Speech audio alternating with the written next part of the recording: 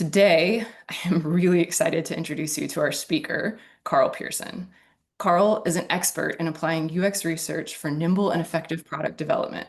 He's a mixed methods researcher by training and experience who specializes in quantitative methods like surveys, statistics, and programming. Beyond helping product teams make the best decisions that they can, Carl is passionate about refining UX research methods and publishing when possible, and helping other researchers grow in their skills. Carl is currently focused on impacting product teams through quantitative methods, but continues to lead others in executing qualitative UX research projects. Carl holds a PhD in human factors psychology from North Carolina State University. He currently works at Reddit as a staff quantitative UX researcher and has previously worked at Meta, UserZoom, and Red Hat. If you'd like to follow up on more of Carl's articles and research, he has a great website, carljpearson.com, and go to the UX research blog section for all of his really great articles. Okay, Carl, we're so glad to have you if you're ready to go. Yeah, here we go. Thanks everybody for joining. Thanks, Jess, for the intro. Excited to chat with you all today about SQL for UX researchers. So, we're going to start with a little overview about quantitative UX research, and so we can get to how SQL fits into that picture. And we'll go over why you should learn SQL, whether you're a qualitative researcher, mixed methods, or quantitative researcher. And then we'll get into SQL itself. We'll talk about the syntax, we'll talk about the strategies for building queries, and then we'll go into some tips for using SQL when you get into the real world in your actual organization. We'll have a bit of time at the end as well for Q&A. All right, so let's get to it. I like to think of four different pillars in quantitative UX research. One obvious one is statistics. That's kind of the nature of quantitative work itself. Surveys are also a really common core methodology for quantitative UXRs. Research design is how you put all of these things together to answer your questions. And then lastly is programming, which we're here to dive into more today. And when we talk about programming, I think it helps to talk about the steps that we use programming for when we look at a typical project. So first, acquiring data from the source, you can use programming to do that. Sometimes you don't need it, like if you just have something you can download from a survey tool, for example, but sometimes you need to go find that data, like log data or telemetry data. Then you do some data cleaning on it, get it into a workable state. You do some basic analysis on it and move into maybe more advanced modeling and then data visualization so you can share those findings more effectively with your stakeholders. And the big question I often hear is, what language should I learn when I'm trying to get more quantitative or become a quantitative UX researcher? And the main question is, should you use R or Python? I'm not going to get into that here. Personally, I'm an R user. There's a great reason to use Python as well. But these really focus on cleaning the data, doing some basic analysis, all the way up to more advanced modeling and data visualization. So these are really critical for quantitative UX research, but they don't really work on acquiring log data from the source in these data tables, databases. This is where SQL comes into play. So SQL is custom built just to acquire data from the source. It also does some data cleaning, some basic analysis. It doesn't really do advanced modeling or data visualization. It's focused on getting you the data in the first place and maybe doing some transformations on it so it comes to you in the format that you want it. So the question of what programming language to use is R or Python and SQL. So you kind of always need SQL in today's technologically focused product teams that UX researchers work in. So we're going to dive more into SQL and what it does here. So why should you care about SQL even if you're a qualitative researcher? The first thing is learning about your users. This is something that is kind of obvious that we all care about as UX researchers, but you can start to answer your own questions without relying on data science partners or existing resources. You can answer questions like how many users are in Germany versus Italy. This might be important if you're trying to figure out where you want to hire a vendor to do some qualitative interviews and you don't want to go bug somebody about that. You could figure that out pretty quickly with just a basic amount of SQL. Or how many users are using feature Y or have used X feature. This can be also really important when you're trying to figure out who, say, you want to sample for a survey or just know if you have some kind of discoverability problem. These are really basic questions that you can start to answer when you get a little SQL in your toolkit and you can do it yourself. It's really empowering when you're able to go get these answers on your own. Another thing that everyone needs to do is recruit your users, whether this is for interviews or for surveys. So this is another way you can avoid relying on data science. At previous roles that I worked at, I had to specifically say to my product manager, I'll do the survey for you, but you need to align data science resources for me, or I can't do it because I couldn't go get the user IDs myself to send out these surveys. So that was a big blocker and something I needed to spend a lot of effort to make sure happened, or my project just didn't actually work out. It's a lot of work when you kind of build up your initial query potentially, but then it gets really simple because you can reuse, you can make minor adjustments.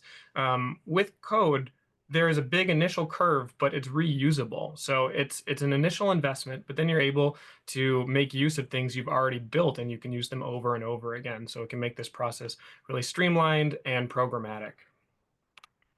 Another thing is just understanding your organization. Companies are metrics driven almost always, for better or for worse. So it's really useful to understand those metrics. When you're trying to make an impact on the team, the way the company ultimately measures that impact is by these metrics. So if you understand those metrics better, you're going to position things more effectively to have a good impact on the company. I also find that there's a lot of valuable intersection between qualitative UX work and interrogating the existing metrics. Everyone cares about the metrics. The metrics aren't always good. Sometimes you'll find that the metrics kind of represent a weird slice of users or kind of a weird actual end user experience. It's only by knowing what those metrics are and how they work that you can start to investigate them. And like I've done in previous roles, actually propose new ways to measure things that have then been implemented. So there's a really useful way that qualitative UX research can bring their lens to looking at metrics and how they are and maybe how they should be different. And of course, with the tight job market right now, broadening your skill set for new roles is always useful to be a more desirable candidate. Even more roles than ever are kind of tech roles. We have more UX research roles in companies that aren't necessarily tech. Maybe they're brick and mortar, maybe they're energy companies, but they all rely on this data to understand how they're doing as a business. So all of these roles are kind of tech roles, even if they're not for tech companies.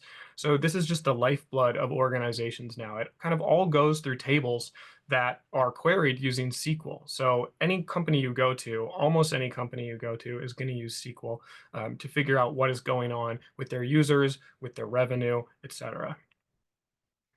This might be a bit of a hot take, but based on how I understand the situation, I think we had a very big boom in qualitative research in the late 2010s. I think previous to that, we had more of a mixed methods default. A lot of researchers were probably doing qualitative work, but there was less of an understanding that, oh, I'm not a quant researcher. I can't approach this question because it's not the toolkit that I have. I think when we had this big hiring boom and we had a lot of specialization, people kind of swore off of things that they weren't maybe supposed to do on paper, when this is really a false dichotomy. You can figure out how to answer any question if you're just willing to put in the time and get some more tools in your toolkit. I think we're going back to this sort of mixed methods default where maybe you're not going to be a complete quantitative expert, but there's a sense that you can kind of approach any problem that might come up, regardless of what neat qual or quant pillar it might fit into. Brian Utesh has a really good article about hiring qualitative only researchers and why he focuses on more of a mixed method skill set, and recommend reading that and might motivate you to learn a little bit more SQL as well. I think we'll share these slides out with the link after so you can click into all these links once you have the slides. So what if you're quant, or what if you're getting there, trying to be more mixed methods, maybe are a bit more mixed methods already? What can SQL give to you? On top of everything we already talked about, surveys, like I mentioned, are a really core component of quantitative UX research methods. When you are able to really understand how the sampling is done and modify it in specific ways, you can do things like weighted survey analyses. This is something I do in almost all of my surveys now, and I don't think I could do this if I wasn't in charge of my own queries. It would be a little convoluted to try and communicate what I'm doing to a data scientist, and it's more of an iterative process than sort of a simple request for X number of users that have used Y feature. So you can start to get in these more advanced methodologies when you take control of your sampling and how you bring all your participants in. I have some posts on this if you want to learn more about survey weights as well on my blog. Another thing is to combine log data variables with your survey analysis. One example here is just using segments. If you have, some Likert scale questions, some multiple choice questions, you can start to look at how these questions differ by who the users are. And you could do this with data science, but I often find research is more of an iterative process where I'll be halfway through the analysis and realize, oh, we probably need to look at this aspect of the user experience as well. It can be hard to go get your data scientist friend's attention again. It's much easier if you can just go get that variable that you need. Also, things like key driver analysis, which is pretty common with just using survey variables. You can start to use log variables as well to see, what major drivers of satisfaction or usability are when you look at actual feature usage and user characteristics in the data. The last thing I want to talk about is just doing data science work. So this is something I've been exploring. I've started to take on some projects myself that I didn't get any interview data and I didn't get any survey data. I just looked at existing log data. Honestly, it was a little bit scary. I felt imposter syndrome for the first time in a while, which I think is kind of a healthy experience to have. But I've learned a ton and it's been really useful, and we saw some really interesting results.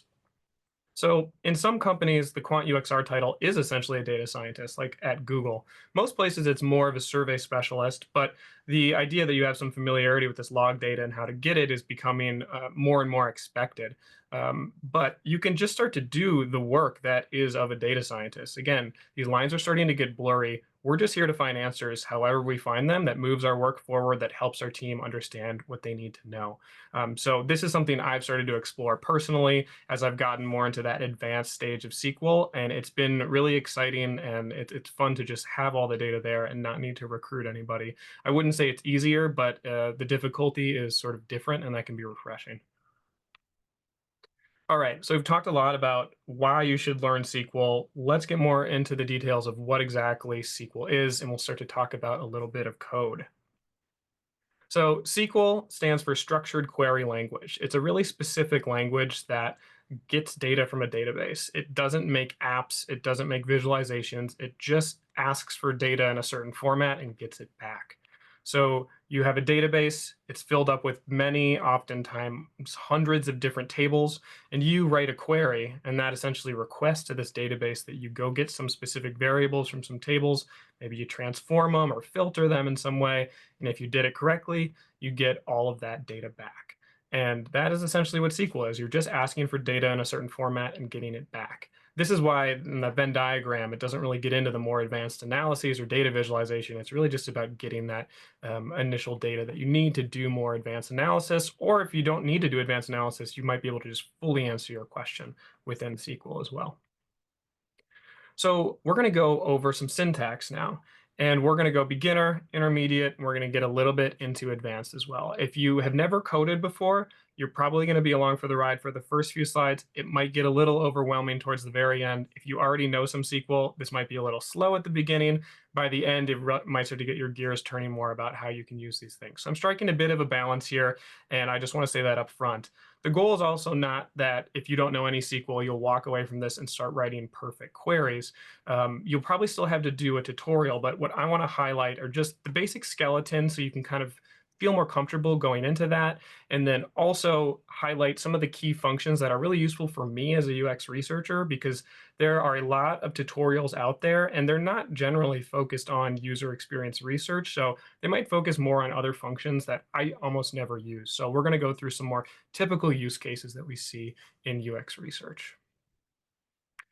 All right, so let's get into the code itself. The first thing you want to do is you want to choose your variables.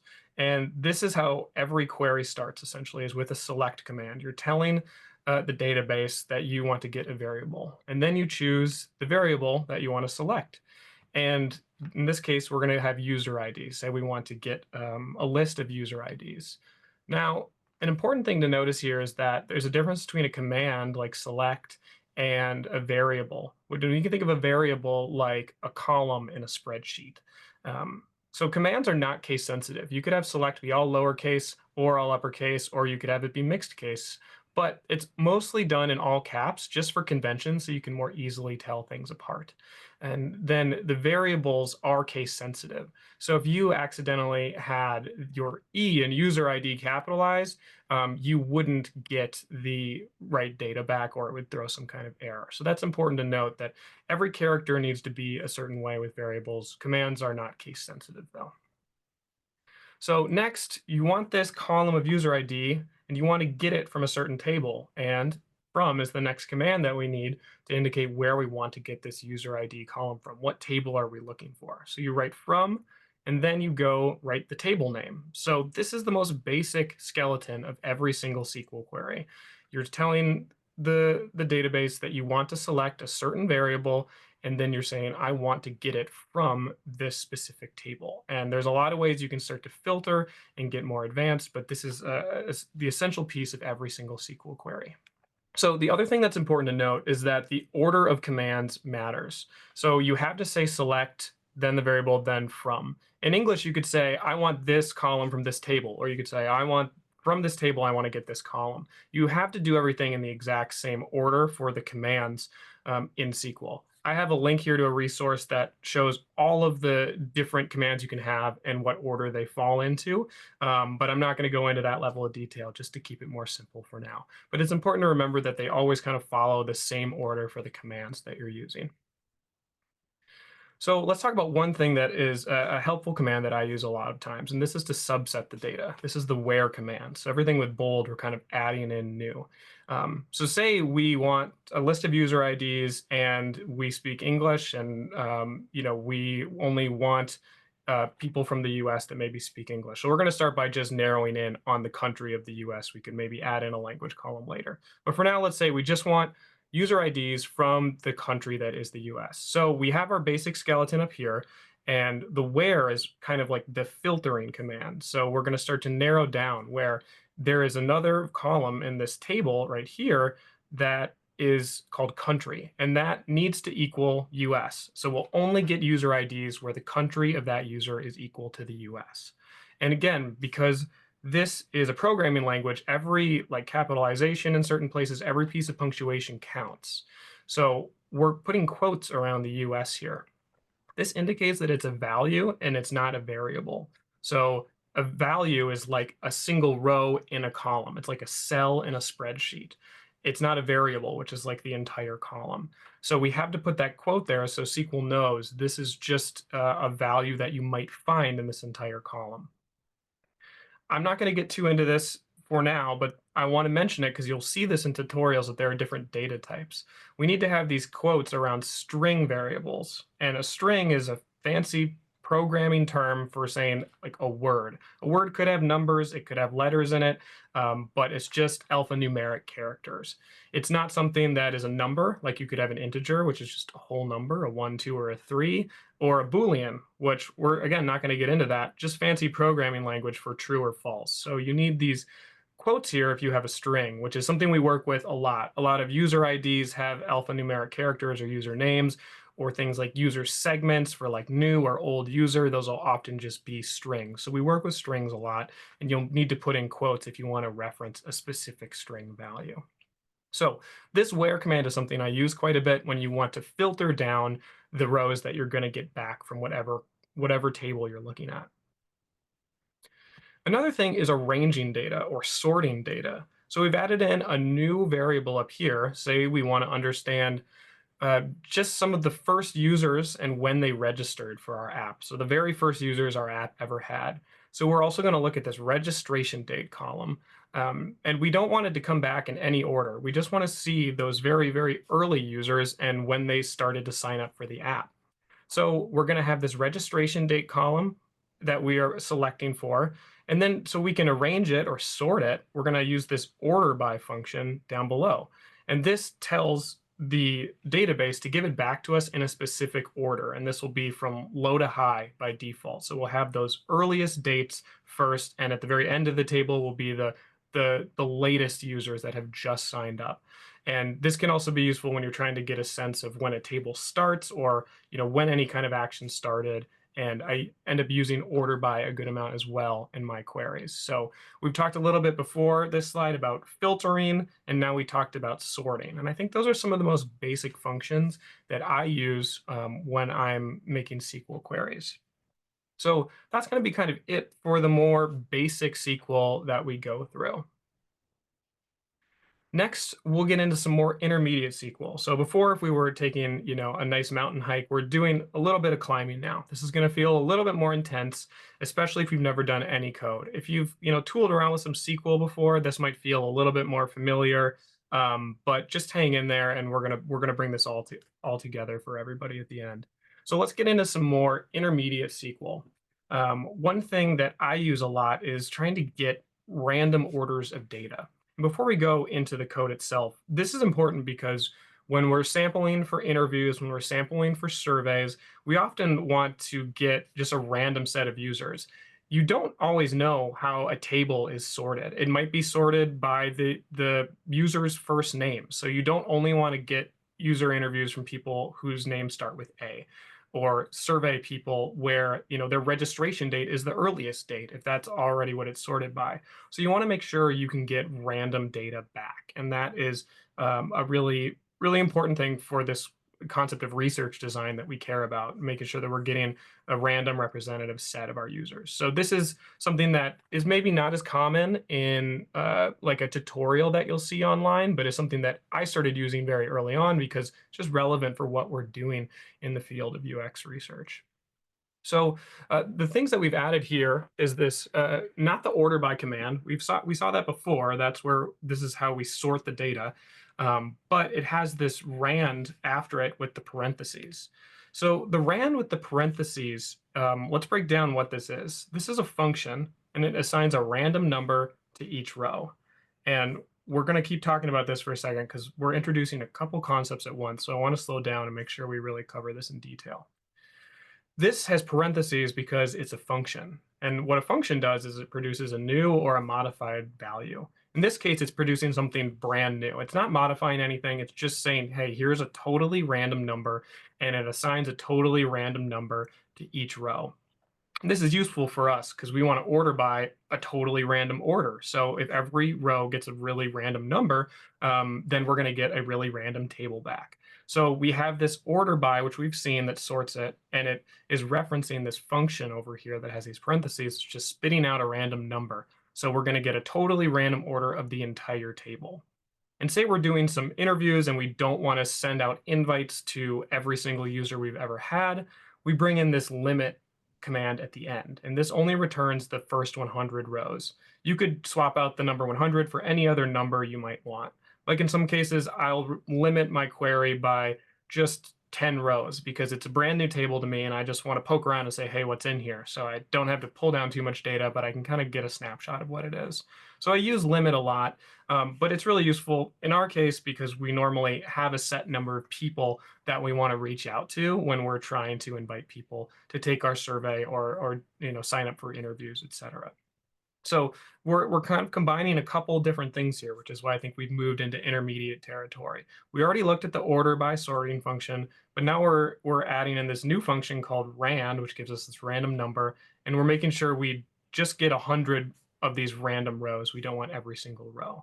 So this is a common thing that I will use when I'm helping someone out to get data or user IDs to invite people to their interviews, or if I am running a survey and need some random data back for my sample. So this is kind of just a little bit more of filtering and then sorting. We're going to move a little bit even more intermediate now, and we're going to go into something that is what I call summarization, where you kind of transform the table. So we're going to use a research question here, or just a basic question of how many users are in each country. So let's look at some actual tables that I've just made up to get an even more concrete sense of what we would be pulling down here. So let's say we have this table where we have two users from the US, user ID 1 and 2 are all from the US. And then for user ID 3 and user ID 4, they're respectively from Germany and from France. But we want to know how many users are in each country. So we want to transform this table, summarize this table, so it comes out where we just have one row per country and then a count of how many users are in it. So you can see US has a count of 2 because there are 2 user IDs that have the country of the US. And for France and Germany, there's only a count of 1 because that's how many user IDs have that country. So I think conceptually, this is probably more clear.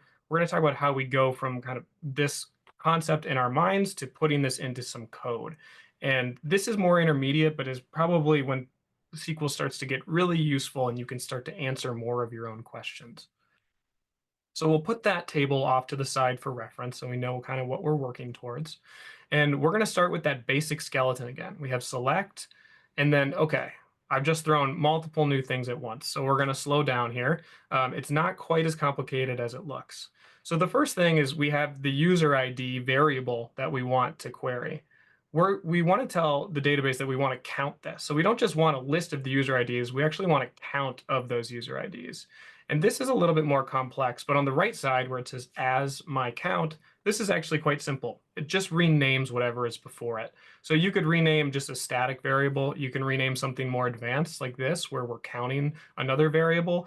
But if we didn't have this as my count, the variable down in the bottom right would probably look just like count parentheses, user ID, close parentheses, and that's just not very human readable. So we try to make it easier on ourselves and rename them into something that is a little bit easier to parse for our brains. So we'll keep going here. We want to look at the user IDs by each country. So we want to have the country in our output table to know what country each count is related to. We've seen this before. We have from, we have our table name, and then this is where we add something new again. This is the group by function.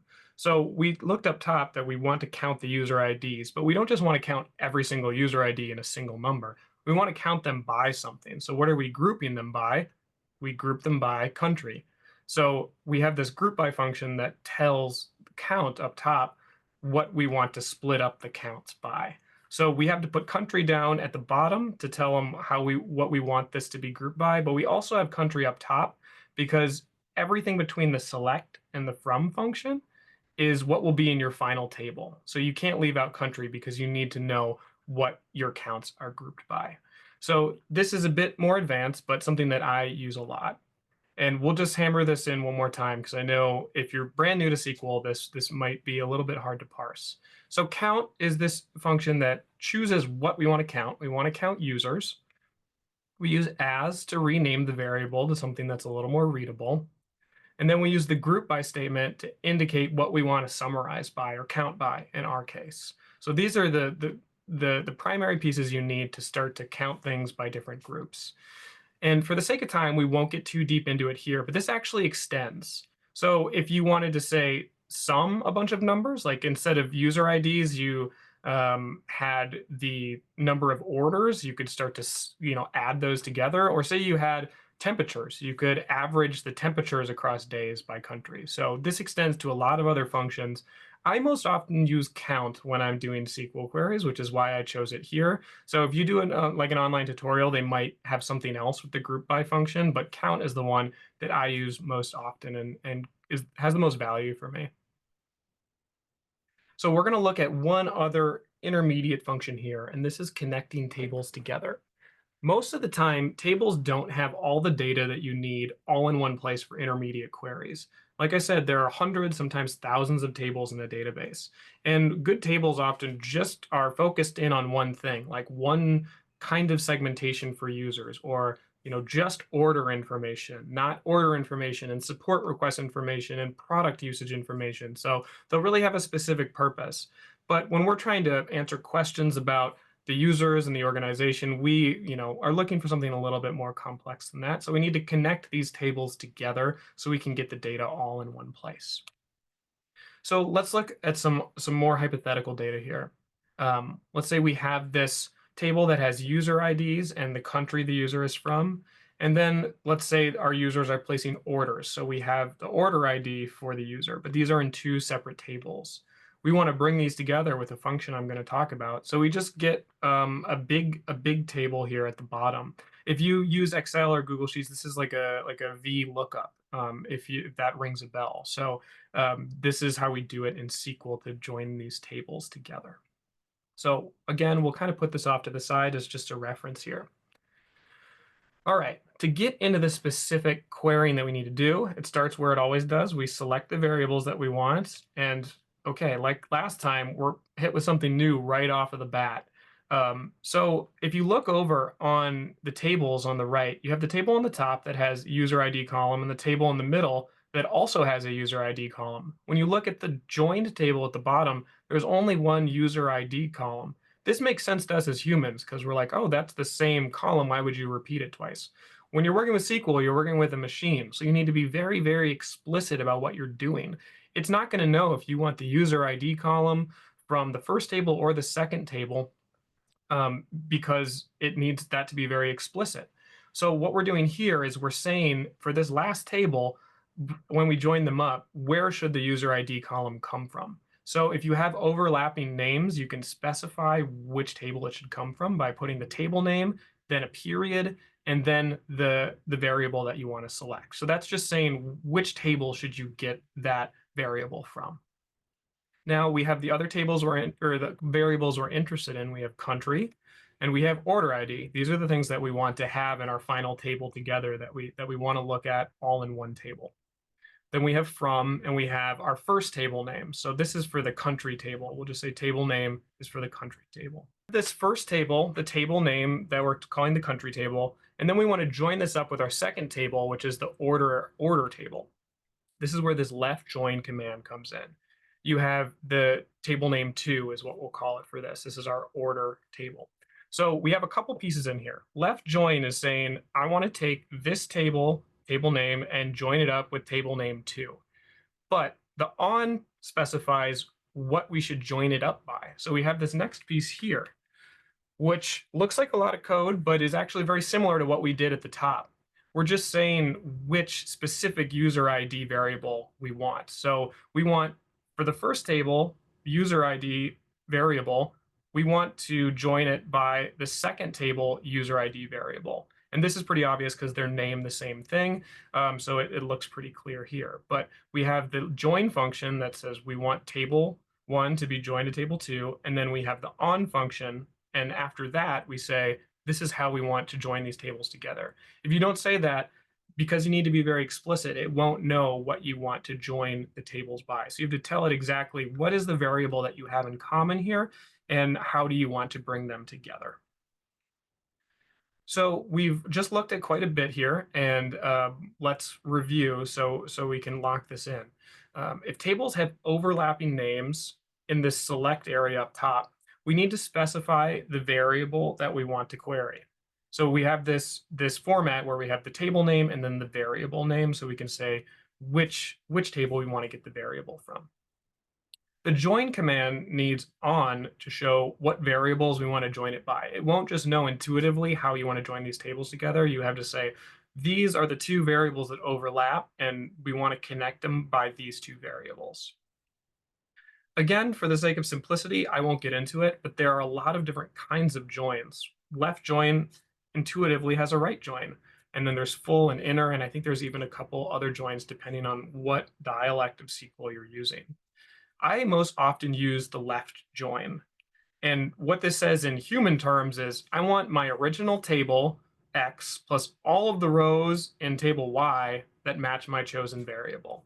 So if you could think, if you go over to the box on the right, say there was a user ID 4 with an order ID and you had a left join, that wouldn't appear because you're only taking what's on this very first table, which only has, say, 3 of the user ID column or user ID rows.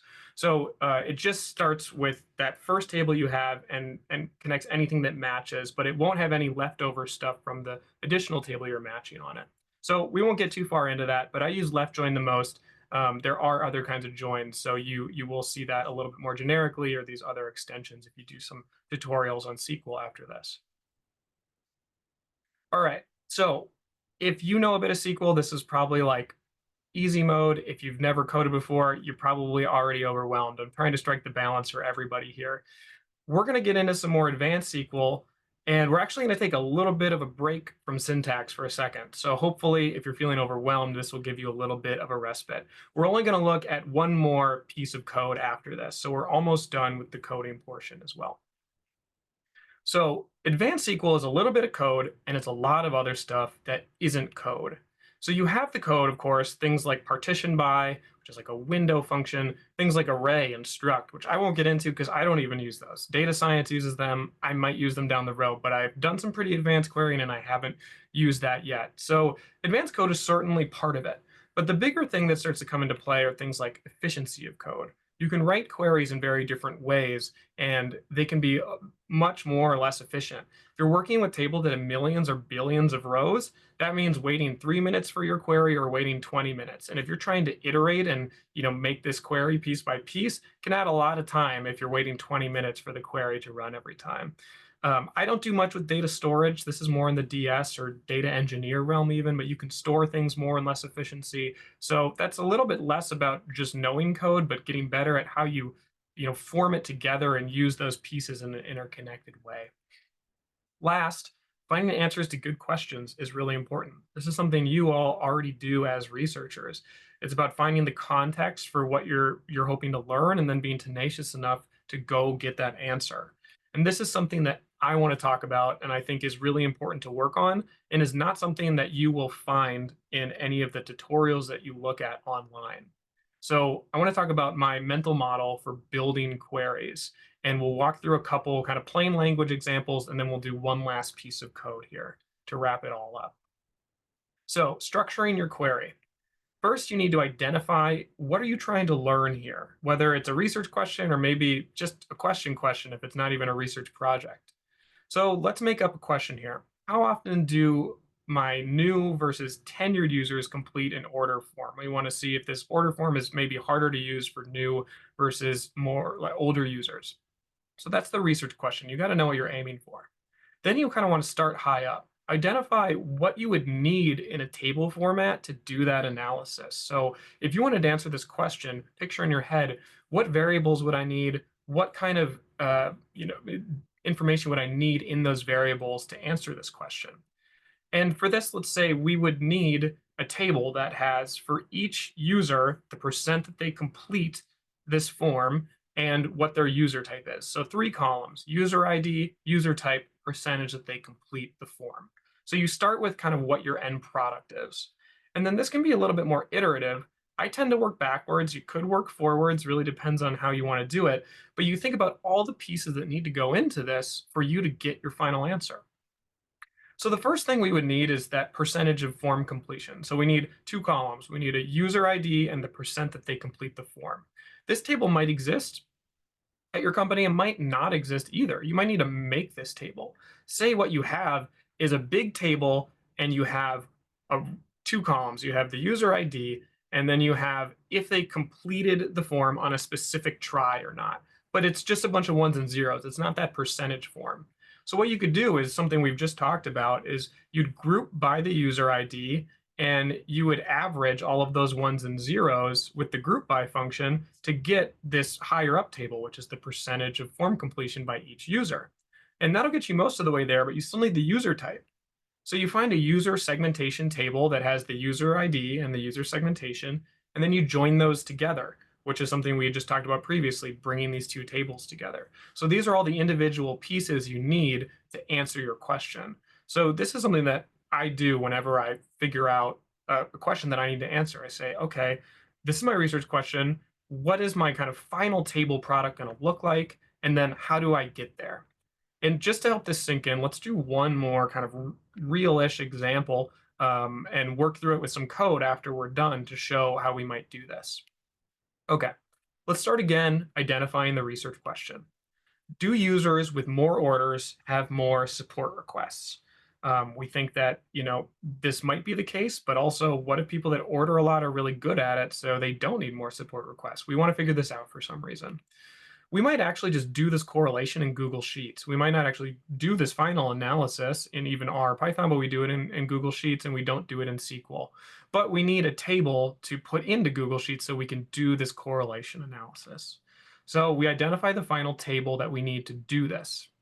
What we need is a table that has the user ID, we need the number of orders that they have, and the number of support requests that they have. So this is going to look a little bit similar to the last time. You might kind of predict where I'm going with this. We're going to work backwards and find out what we need. So the first thing we need is a count of each user's orders. So we need the user ID and the number of orders they have. Maybe this table doesn't exist yet, so we need to build it. So we find a big table that has every single user's order. So we have a user ID and then the specific order ID they have. So what we would do is we would count the order IDs grouped by user like we did before, and then we kind of get this higher up table that we need going into it. Pretty similar on the other side. We need a count of each user's support requests. So we need the user ID, and then for each user, how many support requests they've ever had. Maybe this table doesn't exist yet, so we're going to do kind of the same thing here. We would find this table that has all of the support requests ever made, and we would count the number of support requests grouped by user ID. So now we have all the elements we need to go into this final table. We do a left join, and we'd connect them together, and we could copy that out of the output, bring it into Google Sheets, and do our analysis. So let's talk about some code for this quickly. This is probably going to seem overwhelming if you've never done any SQL before. Again, if you've seen more SQL, this might be more interesting to you. So you might come back to this if you're new to SQL and done a tutorial, it'll start to make more sense. But I just want to show how we go from this kind of conceptual model of structuring your query to actually building this out. So we had these kind of two different tracks. We're pulling from multiple different tables, doing multiple transformations to them when we're grouping by them together, and we're kind of running all these queries in parallel. So this was one of the biggest unlocks for me to go from, I would say, early advanced to more early intermediate to more like late intermediate as a SQL practitioner. And this is the with command. So we're going to have kind of multiple queries stacked on top of each other. So we're looking at a lot of code here. First, we have with, which tells SQL we're going to kind of make a subquery. We're going to kind of make a table, and you're just going to hold it there without giving us the output. So we're going to make a table called orders, and the table that is called orders is going to be equal to everything after this as statement. If you look within this as statement, which is everything after that, this should look a little bit familiar. We're selecting the user ID, we're counting by the order ID, and we're going to rename that to order number or order num. We're going to get that from order table, and we're going to group it by user ID. So we're counting the order IDs by the user ID. This is pretty much the same thing that we did for user IDs by country. So it's like the exact same code as that. As we saw before in the previous slide, we also need to get the number of support requests. So now we're going to make another table called support, and it's going to be made up of everything after this secondary as statement in purple. This is pretty much the exact same code as above. We're selecting the user ID, we're going to count the support requests and rename it, and we're going to group that count by user ID. So now we have these two separate tables together, and we bring them into one by using this join. So now we got what looks like kind of a big query, but even on this last piece, we've already seen this before. We're selecting the user ID, and remember we have to say what table we want to get the user ID from. Then we also need the order number and the support number, number of support requests. This is everything that we needed from our kind of previous question to correlate the order numbers, the number of orders and the number of support requests.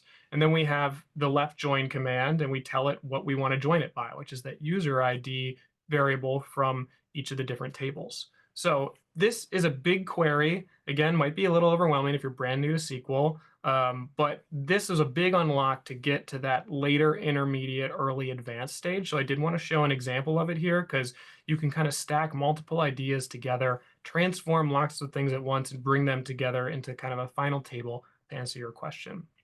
The only new thing we're really seeing here is with and as. Everything else we've already seen in the presentation. We're just kind of doing it all together at once, so it looks a little bit overwhelming. But we're not really looking at that many commands here. We're looking at select, from, count, and group by, pretty much the main things, and then we have the with and the as that's doing the heavy lifting.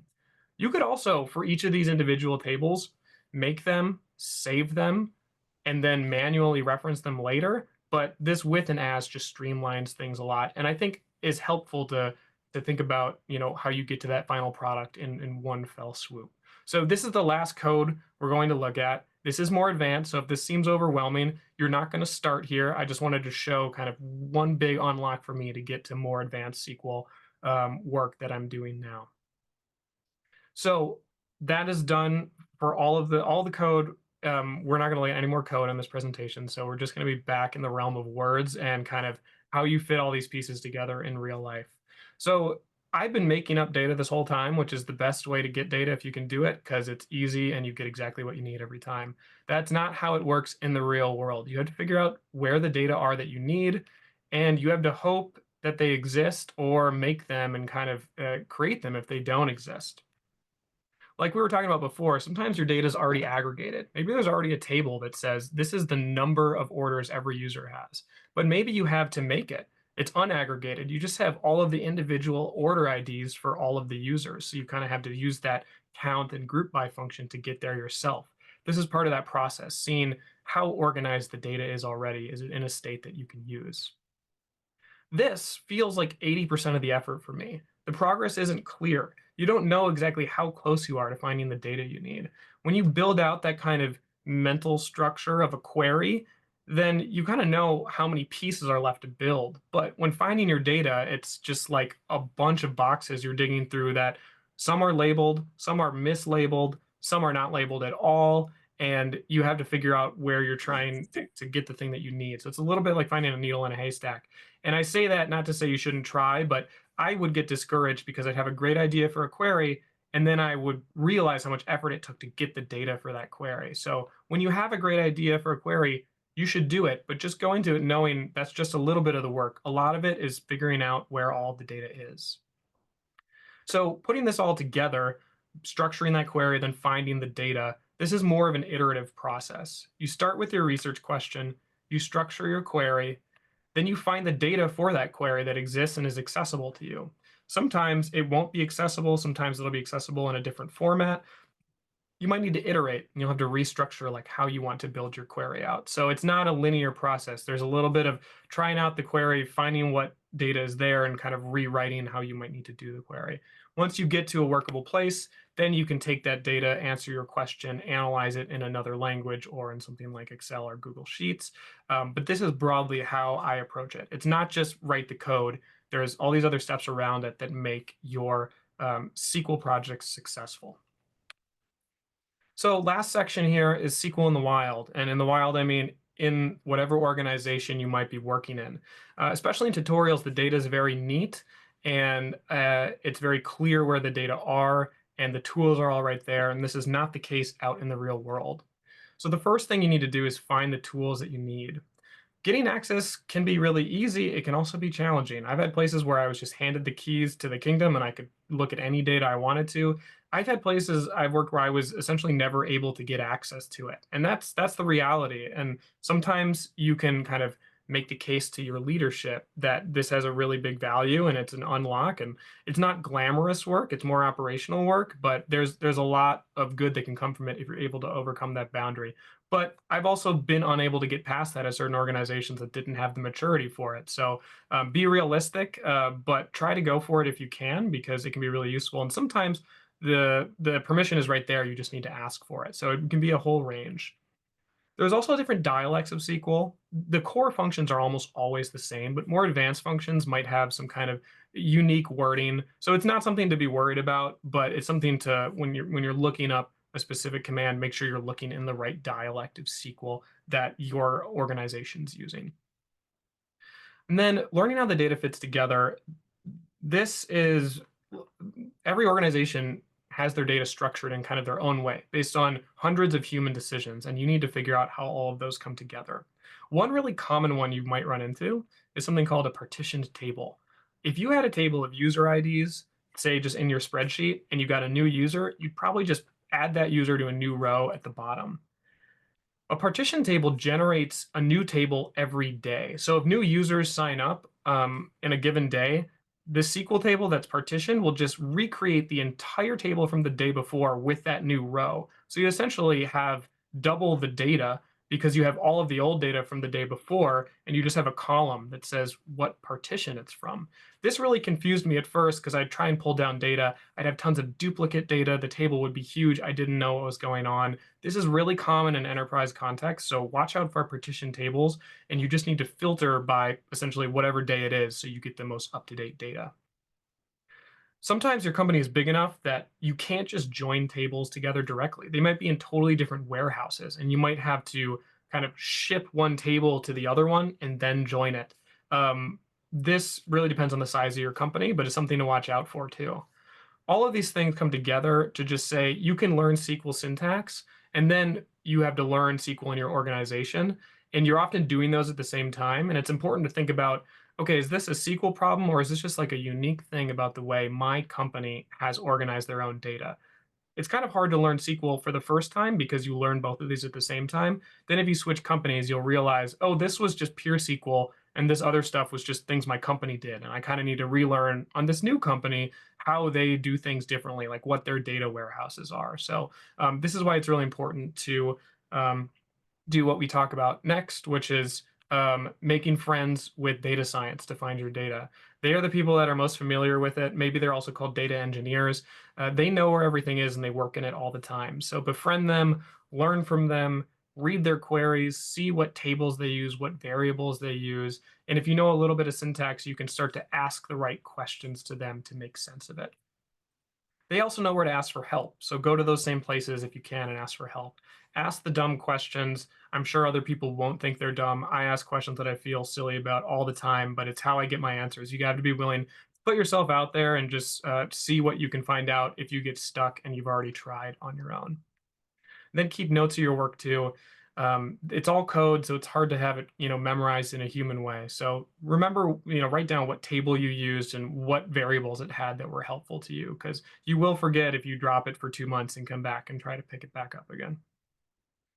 And lastly, here before we wrap up, I don't think you can talk about anything in research in 2025 without talking about AI. So we'll talk a little bit about how this intersects here with SQL in my experience. So the big question is like, can AI just make you a great coder? Well, one, all the stuff we just talked about was nothing to do with code. Where's the data? Who has it? Why did they make it that way? AI won't help you with any of that.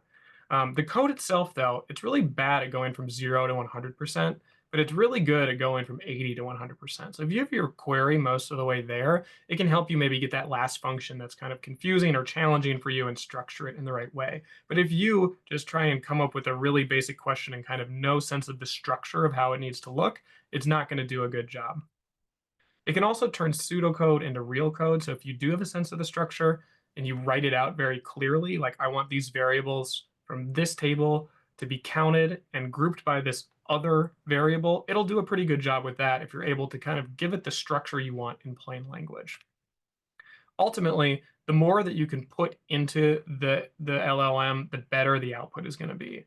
So if you can share what tables you're using, take a picture of it if it's multimodal, copy and just paste in the first 10 rows of it, or even share your research or project documentation. The more context you give it, the better job it's going to do.